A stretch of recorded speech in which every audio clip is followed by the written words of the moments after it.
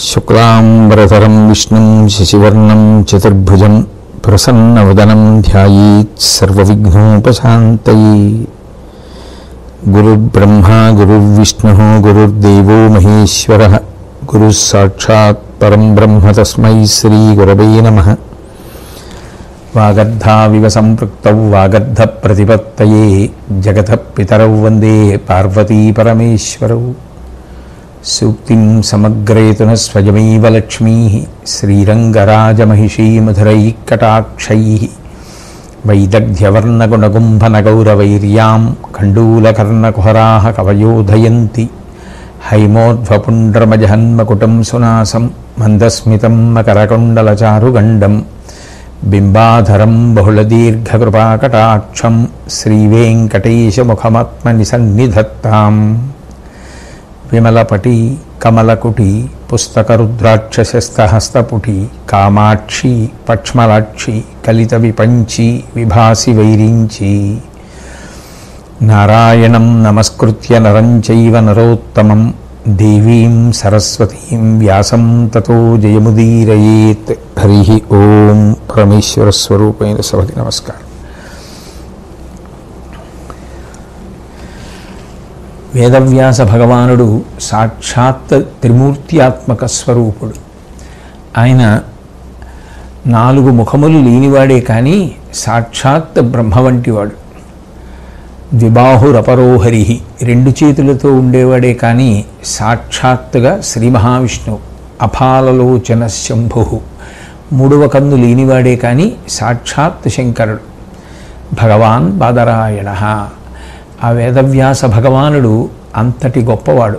అటువంటి వ్యాసుడు మళ్ళీ ధర్మరాజు గారికి దర్శనాన్ని అనుగ్రహించి అశ్వమేధయాగాన్ని చేసి మనసులో ఉన్నటువంటి చింతని పోగొట్టుకోమని ఉపదేశం చేస్తే ధర్మరాజు గారు అశ్వమేధయాగం చేయడానికి కావలసినటువంటి ఆ వ్యవస్థనంతటినీ కూడా చేసుకుని హిమవత్ పర్వత ప్రాంతంలో మరుత్తుడు దానం చేసినటువంటి బంగారాన్ని బ్రాహ్మణులు నిక్షేపించిన విషయం వ్యాసుడి ద్వారా విని ఉన్నాడు కనుక ఆ బంగారాన్ని సమీకరించి తీసుకుని వచ్చి ఆ అశ్వమేధయాగం చెయ్యాలి అనేటటువంటి ఉద్దేశ్యంతో హిమవత్ పర్వత ప్రాంతానికి వెళ్ళడానికి సిద్ధపడి ఆ యుయుత్సుణ్ణి తర్వాత విదురుణ్ణి వాళ్ళిద్దరినీ కూడా నగర రక్షణ కొరకు నియమించాడు.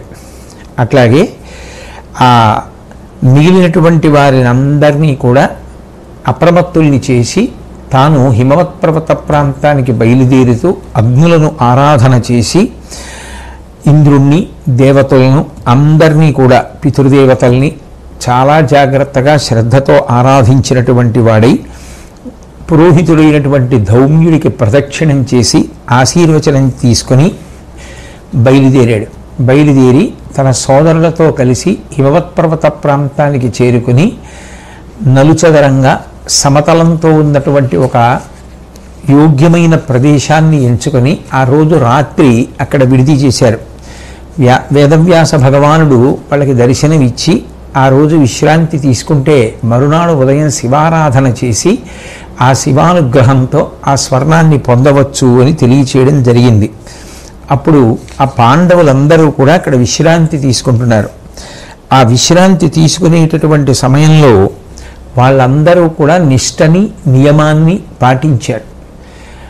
భగవత్ సంబంధమైనటువంటి ఆలోచనలతోటి చక్కగా పడుకుని మరునాడు ఉదయమే లేచి కాలకృత్యములను తీర్చుకుని ఆ ధౌమ్యుడు వ్యాసుడు చెప్పినటువంటి రీతిలో శివానుగ్రహం కోసం పూజ చేయడం కోసమని సిద్ధపడ్డారు. దర్భలను పవిత్రమైనటువంటి ప్రదేశంలో ఏర్పాటు చేసి దాని మీద శివుణ్ణి నిలిపి గంధ పుష్ప ధూప దీప నైవేద్యాలతో ఆయనని సంప్రీతుణ్ణి చేసి ఆరాధన చేసి తదనంతరం ముఖ్యమైనటువంటి ప్రమదగణాలకి కుబేరుడికి మణిభద్రుడికి ఇతరమైనటువంటి భూతములకు యక్షులకు మంత్రపూర్వకంగా చేయవలసినటువంటి ఉపచారములన్నిటినీ కూడా చేసి ఆ స్వర్ణమంతా ఎక్కడ ఉన్నది అని చెప్పబడుతోందో ఆ ప్రదేశానికి చేరుకున్నటువంటి వారై ఎర్రని గంధంతో పుష్పాలతోటి ఆ ప్రదేశంలో పూజ చేసి అప్పాలు పేలాలు మొదలైనటువంటివి ఇతర పదార్థములు నివేదన చేసి అక్కడ ఉండేటటువంటి భూతములకు తృప్తి చేసి తర్వాత మహాబలురైనటువంటి వారిని సైన్యంలో ఉన్న వారిని పిలిచి ఆ ప్రాంతాన్ని తవ్వవలసిందిగా ఆజ్ఞాపించాడు ధర్మరాజు. ఆ ప్రాంతాన్ని తవ్వితే అందులోంచి వెలుగులు విరజిమ్ముతూ విశేషమైనటువంటి స్వర్ణనిధి ప్రకాశించింది. చాలా సంతోషపడిపోయినటువంటి భీమార్జునుల సహదేవులు ధర్మరాజు గారు కలిసి ఆ బంగారాన్నంతటినీ కూడా బాగా బలం కలిగినటువంటి వారికి అప్పచెప్పి మొయ్యమని బళ్ళల్లో సర్దించారు.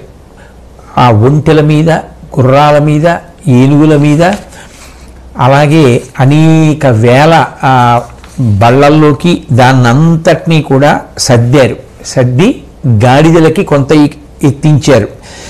కొన్ని వేల బళ్ళతో ఈ బంగారాన్నంతటినీ తీసుకుని వారు రాజధాని నగరానికి తిరిగి వస్తున్నారు.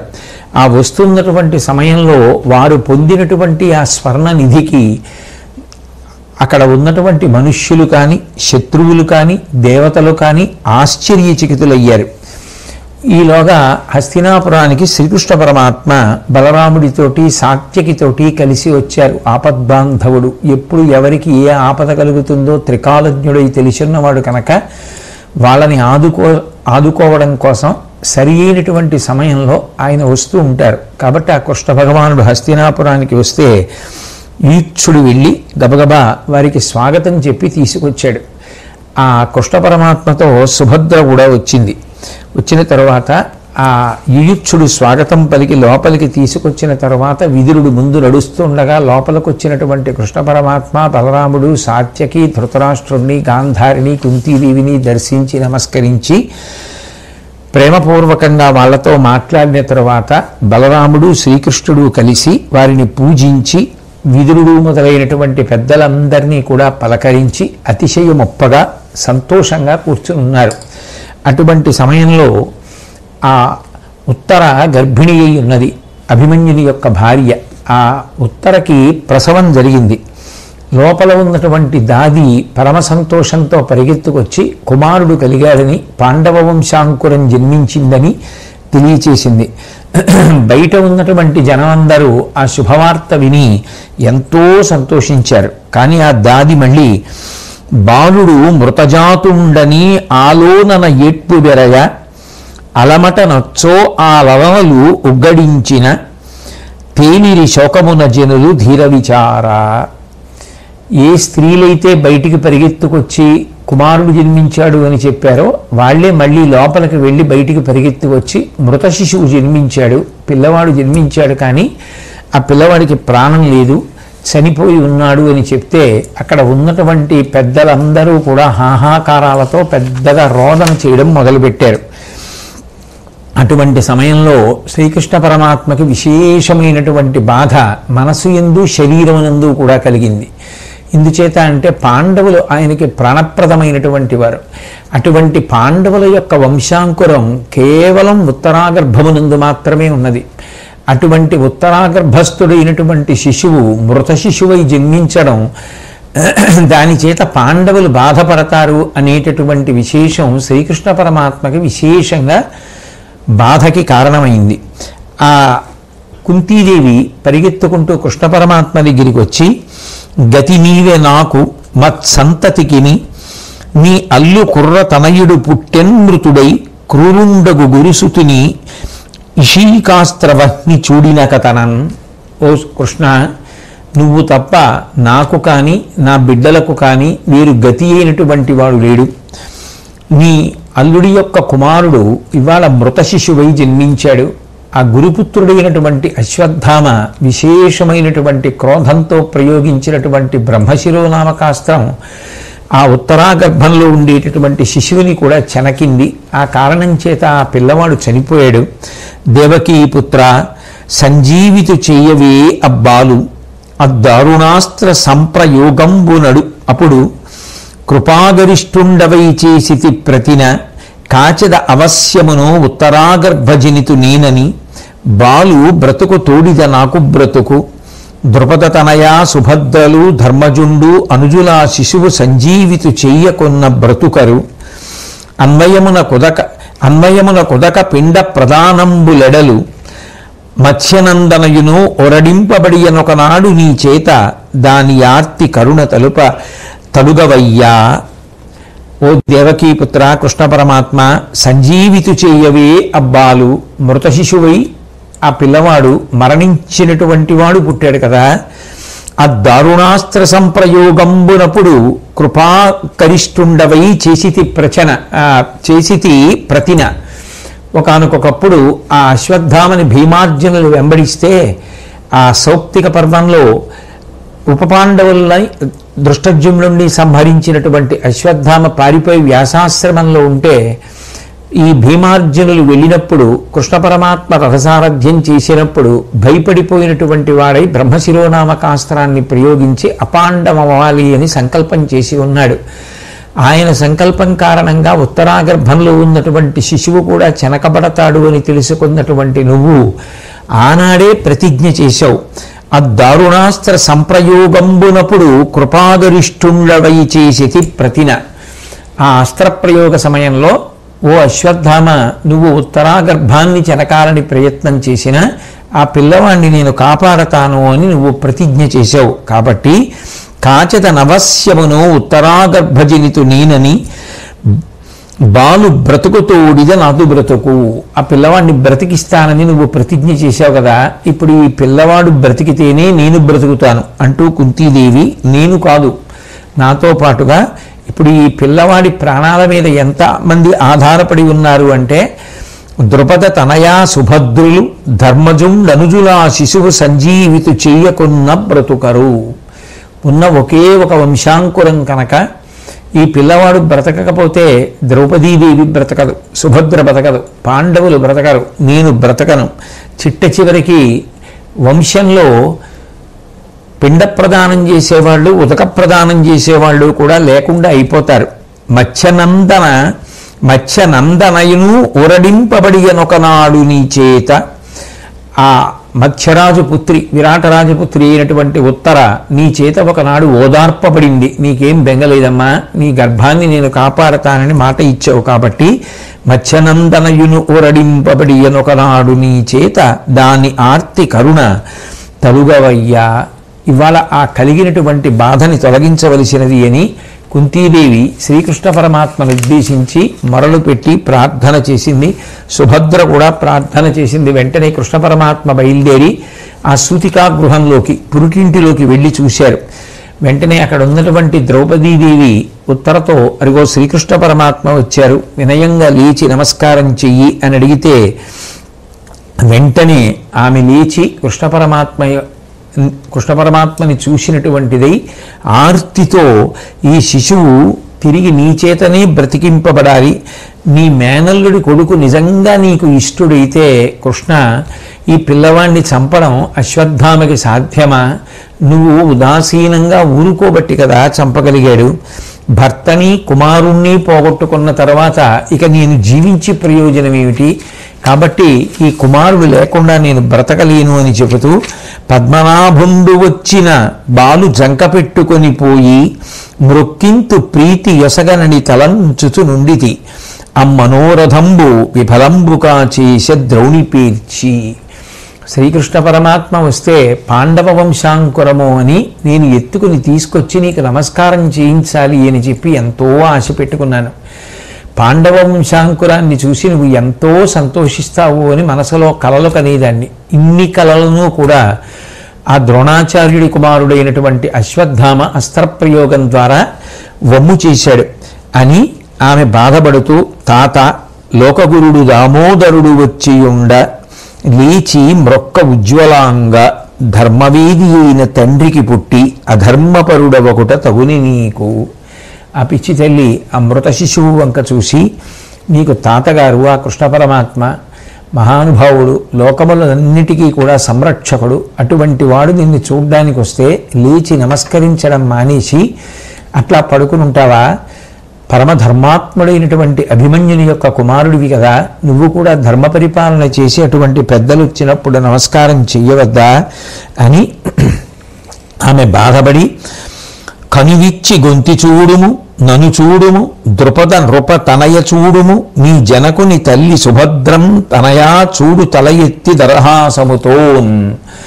ఓ పిల్లవాడా, లేచి అదిగో కుంతీదేవి వంక చూడు, నన్ను చూడు, ఆ ద్రుపదుని యొక్క కుమార్తె అయినటువంటి ద్రౌపదీదేవి వంక చూడు, నీ తండ్రి యొక్క తల్లిగారు నాయనమ్మ అయినటువంటి ఆ సుభద్ర వంక చూడు అని ఆ పిల్లవాడిని పట్టుకుని ఏడుస్తూ మూర్ఛతోటి నేల మీద పడిపోయి మళ్ళీ ఆమె లేచి తెలివి తెచ్చుకొని రక్షించు రక్షించు అని కృష్ణ పరమాత్మ యొక్క పాదములను పట్టుకుని ఏడుస్తుంటే శ్రీకృష్ణ పరమాత్మ పరమదయతో కూడుకున్నటువంటి వాడై భయపడకు భయపడకు అని చెప్పి కాళ్ళు కడుక్కొని ఆచమనం చేసి బ్రహ్మశిరోనామకాస్త్రాన్ని ఆయన తన సంకల్పం చేత అణిచివేశాడు. ఆ తర్వాత ఆ మృత శిశువుని, ఆ పిల్లవాడి యొక్క శవాన్ని మంచం మీద పెట్టమని ఆయన ప్రతిజ్ఞ చేయడం ప్రారంభం చేశాడు. ఎందుకని అంటే మళ్ళీ ఆ పిల్లవాడిని బ్రతికించడం కోసం. అది ఆయన పాండవులకు చేసినటువంటి మహోపకారం. మీద బొంకగు మాట ఏ మీరు వినగనాడ ఈ బాలు బ్రతికింతు చూడు డకిలజనులు ఇప్పుడు తేలుండు సంతసమున దీని విని పాండవులు ప్రీతి నువ్వువారు. మీ అందరూ కూడా చూడండి, నేను ఎప్పుడూ కూడా అబద్ధం ఆడేవాణ్ణి కాను. నేను ఒకనాడు ప్రతిజ్ఞ చేసిన మాట వాస్తవం. అశ్వత్థామ ప్రయోగించినటువంటి బ్రహ్మశిరోనామకాస్త్రం వల్ల ఉత్తరాగర్భంలో ఉన్నటువంటి శిశువుకి ఏ ఆపద రాకుండా అడ్డుపడి కాపాడతాను అని చెప్పాను. ఏ మాట నేను చెప్పానో ఆ మాట వమ్ము కావడానికి వీల్లేదు. ఇప్పుడు ఈ పిల్లవాడిని బ్రతికిస్తాను, మీ అందరూ చూసి సంతోషించండి అని చెప్పి ఆయన ప్రతిజ్ఞ చేయడం ప్రారంభం చేశారు.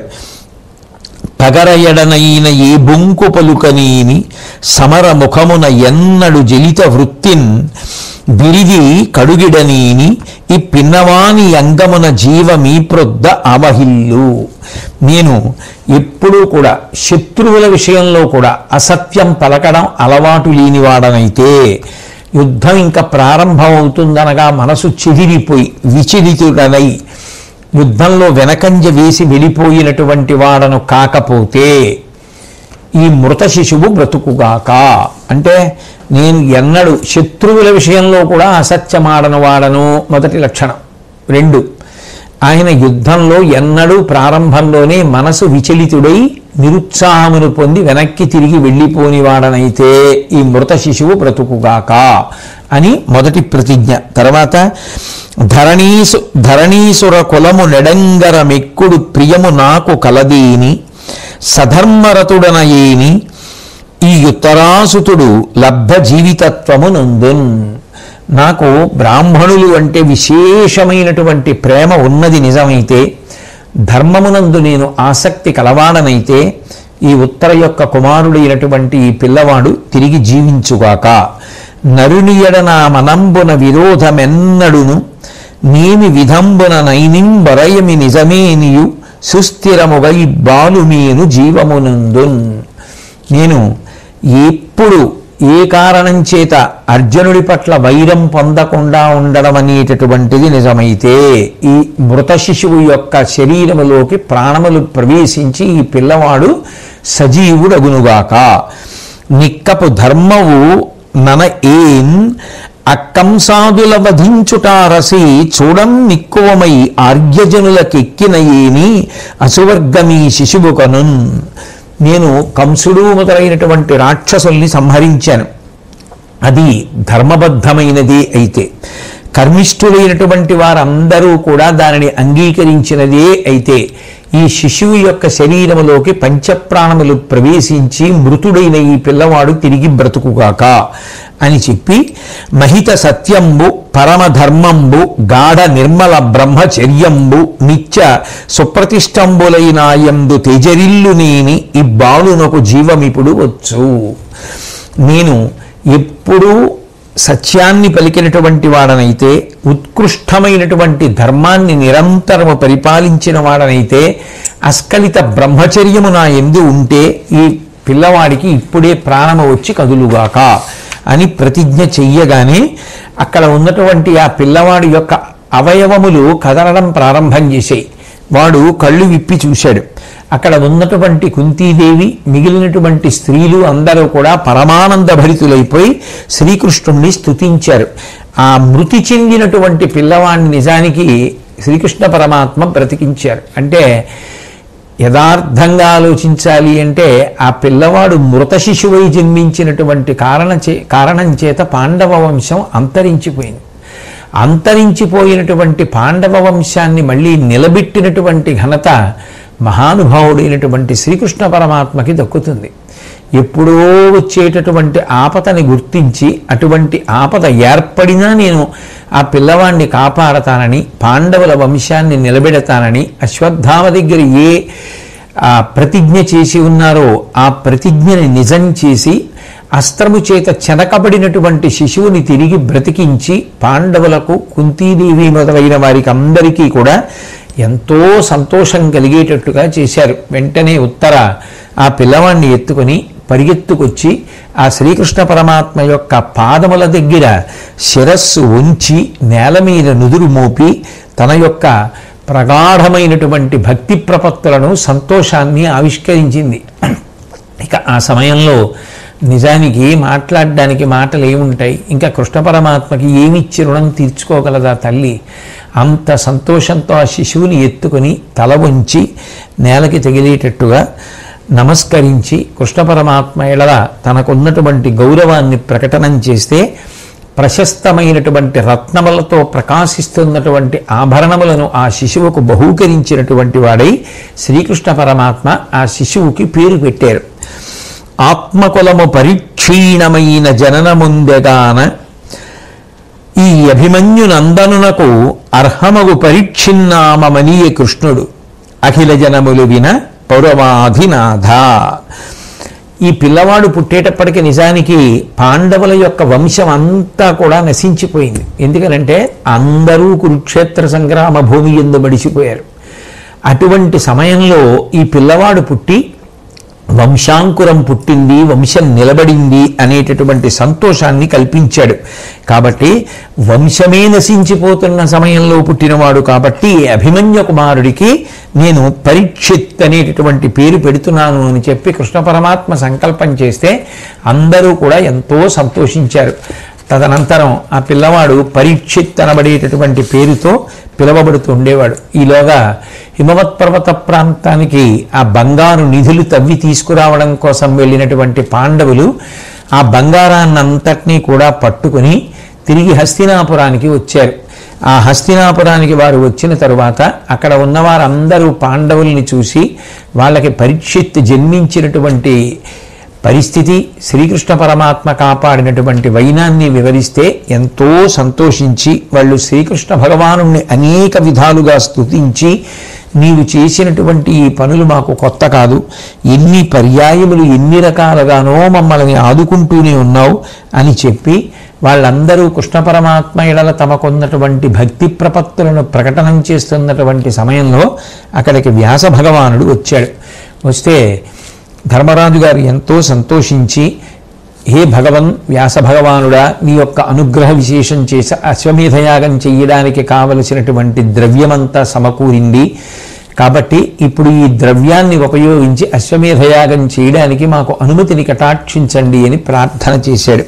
చేస్తే వ్యాసుడు ఎంతో సంతోషంతో తప్పకుండా నువ్వు అనేక రకములైనటువంటి దక్షిణలతోటి వైభవోపేతంగా ఈ అశ్వమేధయాగాన్ని పూర్తి చేసి మనసులో ఉండేటటువంటి భారాన్నంతటినీ తొలగించుకున్నవాడవై, పరిశుద్ధుడవై, పాప వినిర్ముక్తుడవై గొప్ప కీర్తితో ప్రకాశించు అని చెప్తే ఆ ధర్మరాజు గారు ఎంతో సంతోషించి శ్రీకృష్ణ పరమాత్మ వంక తిరిగి అనవుడు ప్రీతి నుండి అతడచ్యుతు కనుగొని భవ్యమైన ఈ పని తగ ఇట్లు చేయుమని పంపుము. తల్లియు తండ్రియున్ గురుండును సచివుండు ఇష్టసకుండు కరుణాకర నివమాకు. నీ అనుపమ ముఖ్య వృత్తి జగమంతటికిన్ గతి వేయునీటికిన్. ఓ కృష్ణ పరమాత్మ, ఇప్పుడు నువ్వు మేము చెయ్యవలసినటువంటి పనిని ఆజ్ఞాపించు. అశ్వమేధయాగాన్ని నువ్వు అనుమతిస్తే, ఆజ్ఞాపిస్తే ప్రారంభం చేస్తాం. మాకు తల్లివైనా, తండ్రివైనా, గురువైనా, దైవానివైనా, ప్రియమిత్రుడవైనా ఎవరైనా నువ్వే కదా. నిజానికి మాకే కాదు, ఈ లోకానికి అంతటికీ కూడా ఓ కృష్ణ పరమాత్మ నువ్వే రక్ష. ఈ మాటలు ఎందుకు, నువ్వు అనుమతిస్తే ఈ యాగాన్ని ప్రారంభం చేస్తాను అని అన్నాడు. ఆ మాటలన్నటువంటి ధర్మరాజు గారి వంక తిరిగి శ్రీకృష్ణ పరమాత్మ వ్యాసులు పంచినట్ల నియమాఢ్యత చేయుదమశ్వమేధమున్ చేసి కృతార్థతంబరసి చిత్తము నెవ్వగ ఎల్ల బాచికొమ్ము ఆ సుకృతంబు ధర్మనిచయ ప్రవరంబని ఏన చెప్పి కాదే సుగుణాభిరామ నేను దీనికి జొన్పితి ముందుడంబుగన్. వ్యాస భగవానుడు చెప్పినట్టుగా ఓ ధర్మరాజా ఈ అశ్వమేధయాగాన్ని చెయ్యి. ఈ అశ్వమేధయాగాన్ని చేస్తే యుద్ధంలో భీష్ముణ్ణి చంపాను, కర్ణుణ్ణి చంపాను అని నీ మనసులో కలిగినటువంటి బాధ అంతా తొలగిపోతుంది. యుద్ధంలో బంధువుల్ని చంపిన పాపం ఏదైనా ఉందని నువ్వు అనుకుంటుంటే ఆ పాపం అంతా తొలగిపోతుంది. కాబట్టి ఈ సుకృతాన్ని నువ్వు చెయ్యి అని నేనే కదా ఇత పూర్వం నీకు చెప్పి ఉన్నాను. కాబట్టి ఇక వేరుగా అనుమతించవలసిన అవసరమే ఉంది. సంతోషంగా యాగాన్ని ప్రారంభం చేయి. కావలసినటువంటి బంగారాన్నంతటినీ కూడా హిమవత్ పర్వత ప్రాంతం నుంచి తీసుకుని వచ్చారు కనుక ఇక నిస్సంకోచంగా ఆ యాగాన్ని ప్రారంభం చెయ్యమని చెప్తే వ్యాసుని యొక్క ఆదేశం మీద అందులో అత్యంత ప్రధానమైనటువంటి విషయం ఆ అశ్వమేధానికి సంబంధించినటువంటి యాగాశ్వాన్ని రక్షించాలి. అది ఏ దేశముల యందు ప్రవేశించి ఎక్కడెక్కడ తిరిగి వచ్చినా దానిని ఎవరూ నిరోధించకుండా నిర్బంధించకుండా కాపాడి తిరిగి రాగలిగినటువంటి వీరుడు ఉండాలి. అందుకని వ్యాస భగవానుడి యొక్క సూచన మేరకు శ్రీకృష్ణ భగవానుడి యొక్క సమ్మతి మేరకు ధర్మరాజు గారు అర్జునుణ్ణి యాగాశ్వరక్షకుడిగా నియమించి ఇప్పటికే కురుక్షేత్ర సంగ్రామంలో ఎందరో రాజులు మడిచిపోయారు. సాధ్యమైనంత వరకు యుద్ధంలో ఎవరిని చంపవద్దు, వంశములు నిలబడాలి అని చెప్పి బోధ చేసి దయతో కూడుకున్నవాడై ఆయన అర్జునుణ్ణి ఆ అశ్వరక్షకుడుగా నియమించి ఆ యాగాశ్వాన్ని విడిచిపెట్టిన తర్వాత ఆ యాగాశ్వం బయలుదేరింది. ఆయన ఆ తర్వాత భీముణ్ణి నకులుణ్ణి దేశ సంరక్షణ కోసం నియోగించాడు. ఎందుకని అంటే మరి ఆయన దీక్షితుడై ఆ యాగం చెయ్యడంలో నిమగ్నుడవుతాడు కాబట్టి. అట్లాగే సహదేవుణ్ణి కుటుంబాలన్నింటినీ రక్షించడానికి రక్షకుడుగా నియమించాడు. పెద్దలైనటువంటి వారు నిశ్చయించినటువంటి శుభముహూర్తంలో వ్యాసాది ఋత్విజులందరూ అక్కడ ఉండగా పెద్దలందరూ ఆశీర్వచనం చేస్తుండగా ఆ ధర్మరాజు గారు యజ్ఞదీక్షని స్వీకరించి ఆయన బంగారు ఆభరణములను ధరించినటువంటి వాడై ఎంతో సంతోషంతో అందరూ అక్కడ ఉన్నటువంటి ఋత్విజులందరూ తనని పరివేష్టించి ఉండగా పరమ సంతోషంగా ఆ యాగానికి సంబంధించినటువంటి పూర్వాంగ ప్రారంభంగా యాగాశ్వాన్ని విడిచిపెడితే ఆ మహానుభావుడైనటువంటి అర్జునుడు గాంధీవాన్ని చేతపట్టుకున్నవాడై యథేచ్ఛగా సంచరిస్తూ వెళ్ళిపోతున్నటువంటి ఆ అశ్వం వెనకాతల బయలుదేరి అశ్వరక్షకుడై వెడుతున్నాడు. ఆ వెడుతున్నప్పుడు యాజ్ఞవల్కుడి శిష్యులైనటువంటి వారు కొంతమంది ఆ గుర్రంతో పాటుగా బయలుదేరి వెడుతున్నారు. ఎందుకనంటే మార్గమధ్యంలో తగిన పనులు ఏముంటాయో అవన్నీ చేయడం కోసమని అర్జునుడితో పాటుగా బ్రాహ్మణ సమూహం కూడా వెళ్ళింది. అలా వెడుతున్నప్పుడు ఆ గుర్రం ఆ త్రిగర్తుల యొక్క దేశంలోకి ప్రవేశించినప్పుడు ఆ త్రిగర్త దేశాధిపతి కుమారులు గుర్రాన్ని నిర్బంధించడానికి ప్రయత్నించారు. కొన్ని వేల రథాలు నడుపుకుంటూ వాళ్ళందరూ బయలుదేరి వచ్చి ఆ గుర్రాన్ని పట్టుకోవడానికి ప్రయత్నించారు. వాళ్ళతో మాట్లాడుతూ అర్జునుడు అన్నాడు, అశ్వమేధయాగానికి అడ్డుపడడం అనేటటువంటిది కీడు, పాపం, కాబట్టి దాన్ని విడిచిపెట్టండి. అయినా ఈ అనవసరపు వైరాలు మంచివి కావు. మనం పొత్తుతో సంతోషంగా ఉందాం. ధర్మరాజు గారు ఆయన సంతోషం పొందడం కోసం, లోక కళ్యాణం కోసం ఈ యాగాన్ని చేస్తున్నాడు. కాబట్టి మీరు కూడా సహకరించి వస్తే బాగుంటుంది అని చెప్తే అంగీకరించకుండా సూర్యవర్మ అనబడేటటువంటి రాజకుమారుణ్ణి సేనాపతిగా చేసుకుని వాళ్ళందరూ కూడా ఆయన మీదకి యుద్ధానికి సిద్ధపడ్డారు. అప్పుడు ఆ అర్జునుడు వాళ్ళతో మాట్లాడుతూ, ఇప్పటికే కురుక్షేత్రంలో చాలా రాజవంశాలు అంతరించిపోయి ఇప్పుడు వాళ్ళ కొడుకుల్ని చంపవద్దు, దయతో ప్రవర్తించమని ధర్మరాజు గారు నాకు చెప్పి ఉన్న కారణం చేత నేను యుద్ధం చెయ్యడానికి కృతనిశ్చయుడనై లేను. కాబట్టి మీరు కూడా ధర్మరాజు గారి యొక్క ప్రేమతో కూడిన హృదయాన్ని అర్థం చేసుకొని గుర్రాన్ని విడిచిపెట్టేస్తే బాగుంటుంది, అనవసరపు యుద్ధం వద్దు అని చెప్పాడు. చెప్పిన అర్జునుడి మాట వినకుండా ఆ సూర్యవర్మ యొక్క తమ్ముడైనటువంటి కేతువర్మ, వీరొక తమ్ముడైనటువంటి ధృతవర్మ, వీళ్ళందరూ కలిసి ఆ అర్జునుడి మీదకి యుద్ధానికి వచ్చారు. ఆ ధృతవర్మ వాడి బాణాలతో అర్జునుడి యొక్క చేతి మీద కొట్టినప్పుడు ఆ చేతితో పట్టుకున్నటువంటి గాంధీవం జారి భూమి మీద పడిపోయింది. అందరూ కూడా ఆశ్చర్యపోయారు. త్రిగర్త సైన్యాలు పెద్ద పెట్టున హర్షంతో కేకలు వేశాయి. నిజానికి ఆ గాంధీవం చేతిలోంచి జారి పడిపోయింది అంటే కారణం ఒక్కటే, ధర్మరాజు గారు చెప్పిన మాటలు అర్జునుడి మీద అంత తీవ్ర ప్రభావం చూపించాయి.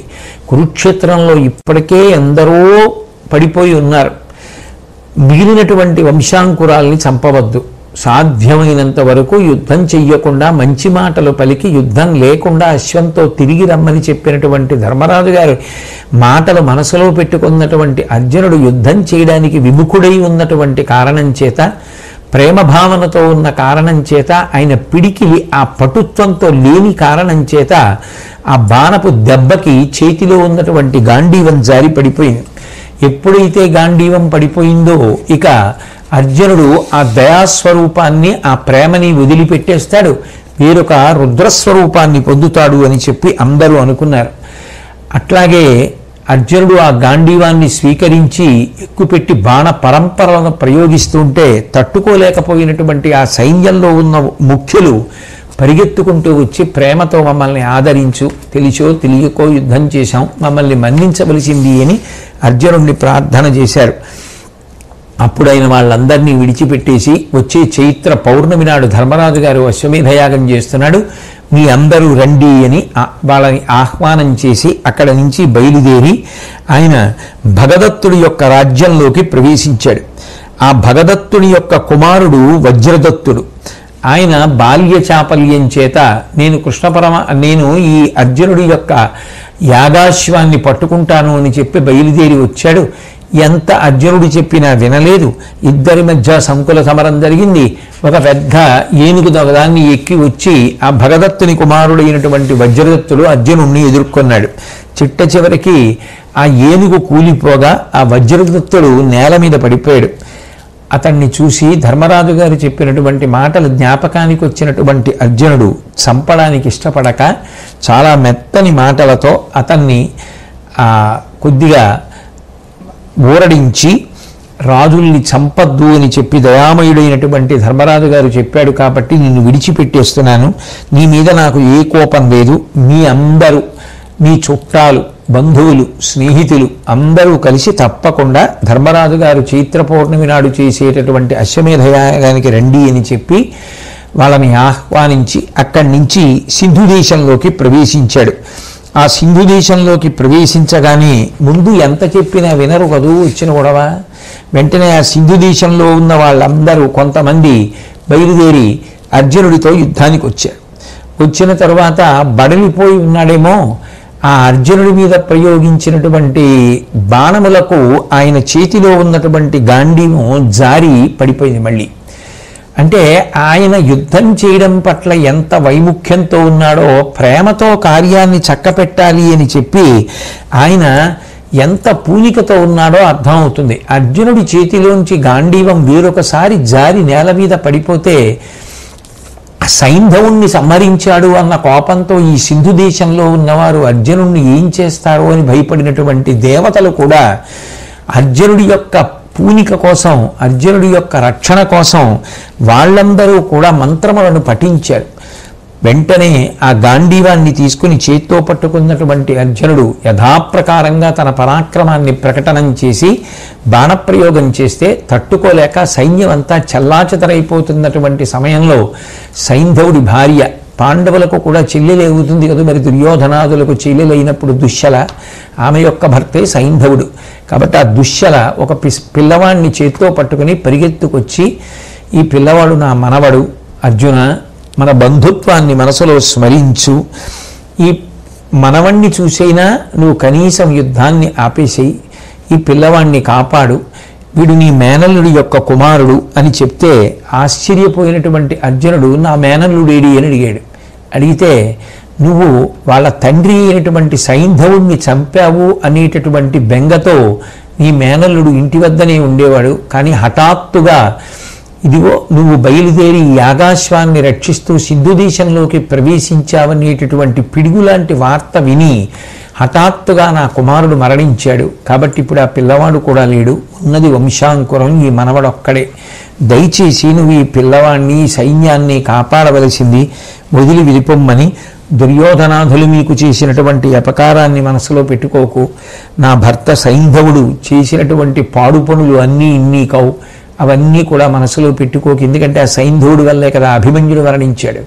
కాబట్టి అవన్నీ నువ్వు మనసులో పెట్టుకోవద్దు, ఈ బిడ్డపై నీ యొక్క దయని చూపించు అని ఆ పిల్లవాడి చేత అర్జునుడి కాళ్లకు మ్రొక్కించింది దుశ్శల. నీకు ఈ పిల్లవాడు నమస్కారం చేస్తున్నాడు, నువ్వు దయతో నాకు సోదరుడు కదా, నా మనవణ్ణి రక్షించి మమ్మల్ని క్షమించి విడిచిపెట్టు అని అడిగింది. అర్జునుడి మనసు ఎంత కదిలిపోయిందంటే ఆ మాటలు అన్నటువంటి దుశ్శల వంక చూశాడు. చూసి, అమ్మా దుర్యోధనాదులు మాత్రమే దుష్టులా, మేము దుష్టులం కామా? మేము దుష్టులమేనమ్మా. ఈ రాజవంశాల్లో ఈ క్రౌర్యం ఇంతే ఎందుకమ్మా? ఈ రాజవంశాలు తగలపెట్టడానిక? దుర్యోధనుడే కాదు, మేము అట్లాగే ప్రవర్తించాం కదా, యుద్ధం చేశాం కదా, ఎందరినో మట్టు పెట్టాం కదా, దానివల్ల కదా నువ్వు ఈ స్థితిని పొందావు అని పలుకు పలికి బహుశాంతనముల నూరార్చి ఆ సుతతి మస్తకమున్ తన అక్కున చేర్చి అబల చనుము వగపు దక్కి అని ప్రసాదభరితుడై ఆ అర్జునుడు చెల్లెలైనటువంటి ఆ దుస్సలని దగ్గరికి తీసుకొని ఆమె శిరస్సు తన గుండెల మీద పెట్టుకొని మంచి మాటలు చెప్పి ఓదార్చి, అంటే నిజానికి తప్పనిసరి పరిస్థితి అయితే యుద్ధం చేస్తున్నాడు తప్ప ఆయన మనసు ఎంత ప్రేమతో నిండిపోయిందో చూడండి. ఎందుకని అంటే ఇప్పటికే అసలు ధర్మరాజు గారు ఆ అశ్వమేధయాగం తలపెట్టడానికి కారణం ఏమిటి? ఎందరో బంధువుల్ని చంపేశాను, ఎందరో రాజుల్ని చంపాను, భీష్ముడిని చంపాను, కర్ణుడిని చంపాను, ఇంతమందిని తెగటార్చేశాననేటటువంటి బాధ, నాకు పాపం అంటుకుందనేటటువంటి ఆక్రోశాన్ని పోగొట్టుకోవడానికి ఆయన యాగం చేస్తుంటే మళ్ళీ ఇంతమందిని చంపి ఆకాశాన్ని పట్టుకుని వెనక్కెడితే ఆయన మనసు మరింత క్లేశపడుతుందని అన్నగారి మీద ఉన్నటువంటి అపారమైన ప్రేమ చేత ఆయన నిజానికి ప్రారంభంలో యుద్ధాలు చేయడానికి ఇష్టపడలేదు. తప్పనిసరి పరిస్థితులలో మాత్రమే యుద్ధం చేశాడు, ఎవరిని చంపడానికి కూడా ఇష్టపడాల. అందుకే ఆ చెల్లెలైనటువంటి దుశ్శల వచ్చి బాధపడితే అంత ఓదార్చి వాళ్ళని పంపించేశాడు. ఆ దుశ్శల మనవణ్ణి సైన్యాన్ని వెంట పెట్టుకుని సంతోషంగా వెనక్కి తిరిగి వెళ్ళిపోయింది. ఆ తర్వాత అర్జునుడు మణిపూరము అనబడేటటువంటి పట్టణంలోకి ప్రవేశించాడు. అక్కడ బభ్రువాహనుడు